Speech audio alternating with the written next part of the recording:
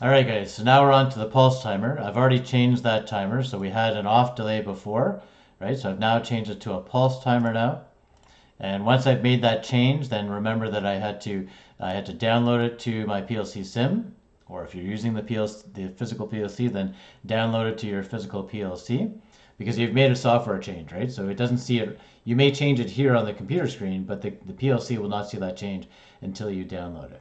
Okay, don't forget to go online and monitoring on and off. I've got PLC SIM set up here, same as before. So let's see what happens here when we hit the start push button.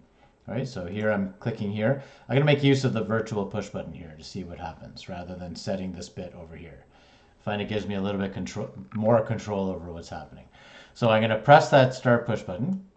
Okay, and then if I hold it down, then it seems to count to 5 seconds and then turn off. Okay, so it seems like as soon as that pulse comes in, now I'm holding that start push button down, right? But once I was holding that start push button down, then it automatically just timed out for 5 seconds, right? So there wasn't a delay. It was that the bit set right away, right? So if I press this start push button, you will see that the output bit sets right away and stays set for 5 seconds. Excellent. Okay, once the 5 seconds elapses, right? So in this case, my preset time is still 5 seconds. So once the ET is equal to the PT, then the output goes false. Cool. Now this one is a pulse timer, right? So let's see whether that holds true. If I pulse the input, meaning that if I just tap this start push button, let's see whether this goes true and then false, but whether the timer then starts to time out. Okay, so I'm going to tap the start push button now. Hey, cool, eh? So now it's timing out for the 5 seconds and then goes false. Beautiful. So this one works in that if you have the input to go true, it automatically sets the output for the prescribed time, right? For the preset time. Then goes false. And I don't have to actually hold that start push button down.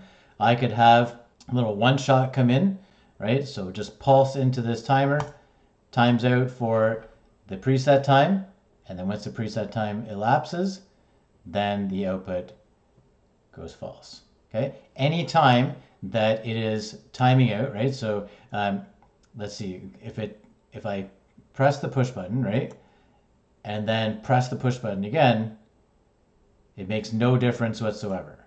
So it doesn't matter that I hit the push button numerous times, it's still timing out to the 5 seconds and then goes false.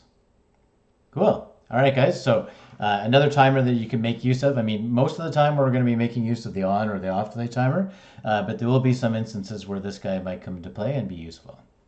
All right, guys. Next one is going to be the retentive timer.